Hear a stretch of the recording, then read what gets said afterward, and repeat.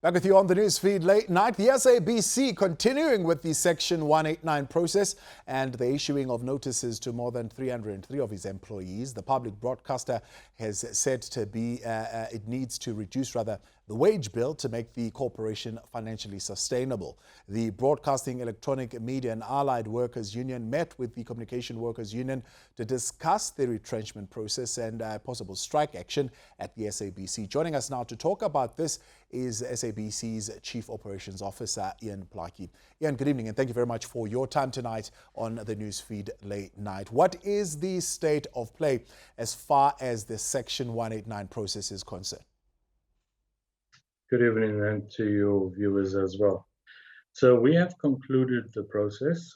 As you know, we had a CCMA facilitated process that lasted 4 months that ended in October last year.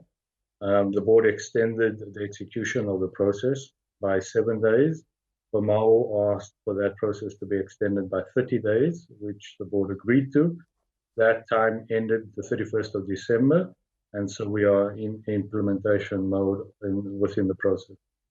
Now, as far as BMAO is concerned and the Communication Workers Union, they met today at around 11, and on the agenda they said there were 2 items. One, a letter to the SABC to call you further to engagement around this Section 189 process because there are some concerns that they are particularly finding in as far as how this process has been carried out. Are there issues, particularly in how this process has been carried out, as far as those who are being served with letters and the criteria of those who are being served with letters and how that whole selection happens? Yeah, definitely nothing wrong with the process. You will remember that BMAO actually took us to the Labour Court last year. That judgment came out on the 2nd of December, and they lost with costs. The judge found that the process was extensive and fair. So no issues with the process. In fact, it's been carrying on for 6 months. If you look at the letter of the law, we can conclude this within 2 months. So we've extensively consulted with all parties. We have meaningfully consulted, and they have acknowledged that we, through the consultation process, were able to reduce the target from 600 employees to 303 based on the alternatives that we have. For example, salary freezes for the next 3 years or until we break even, a reduction in leave and a reduction in sick leave. Those are conditions that we were able to then offset against the 300 positions that we were able to save. So these are terms or alternatives that have been agreed to by Labour, and you're saying this happened in the last 30 days where you've halted the Section 189 process? Yes, I need to stress it hasn't been agreed to by Labour. They still need to agree to that. Should they not agree to it, then obviously the organisation would have to look at a similar process like this going into the future. Yeah. We trust that that's not going to happen, that the unions and employees will realize that these alternatives were there to save the jobs, basically, not just the current 300, but certainly making the institution more financially viable for the future as well, and to save and protect future jobs. Yeah. But then how do you say you have then completed the process of issuing letters to 303, but also issuing letters of retraction as opposed to the others? Because that number would have supposed to have been 600. That's correct. So when we started the process in June last year, the outcome of the CCMA facilitated part of the process, we reduced the number from 600 to 400. And during the last 30 days consultation process, we had over 28 sessions with all staff members. We were able to reduce that number from 400 to 303, and that's the final number. So the letters of retraction would have been issued to how many? 303. So there would be obviously not 303 retraction. A total of 303 people would be impacted. So there were some employees that the letters were retracted, and that is a process that was completed.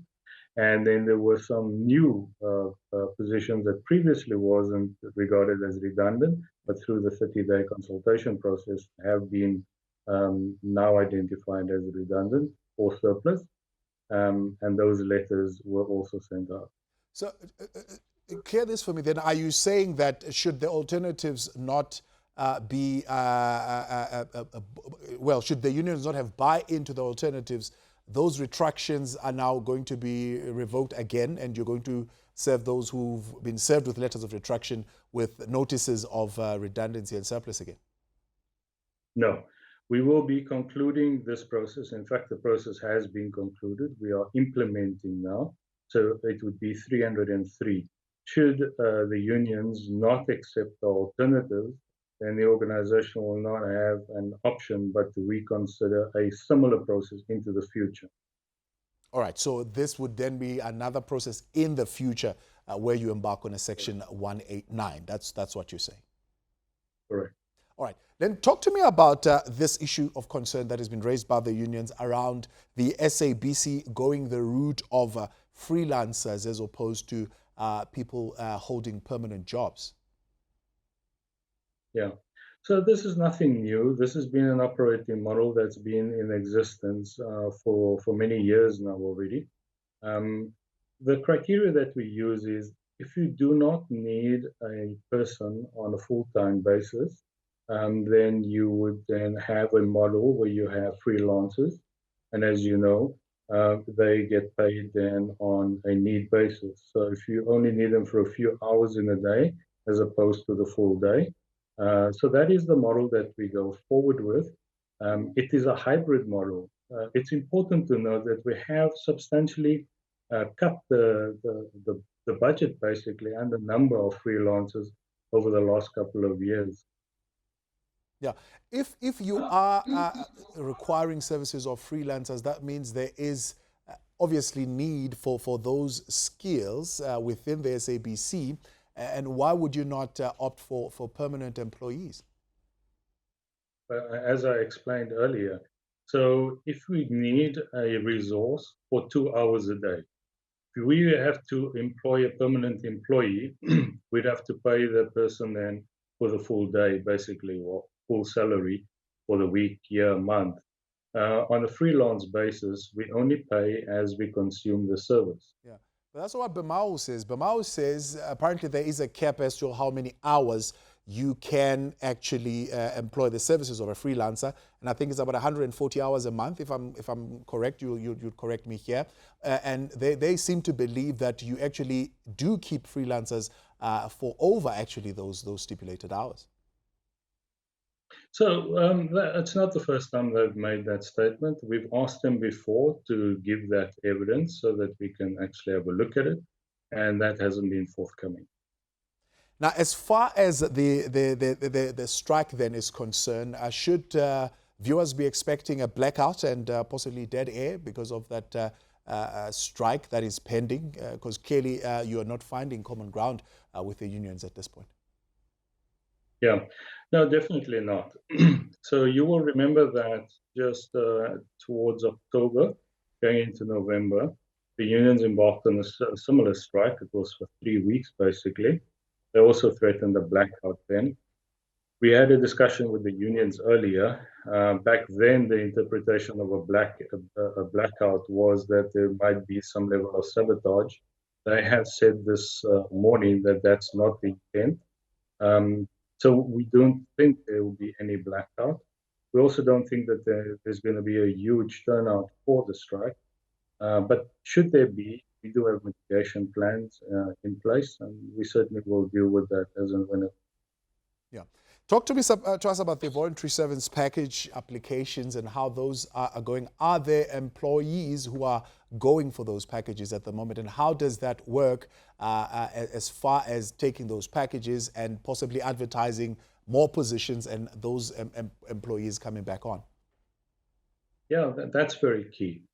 So there's about 170 positions that's vacant at the moment, that the 303 employees that are impacted and applies for. Over and above that, the period for applying for voluntary severance packages as well as early retirement is still open.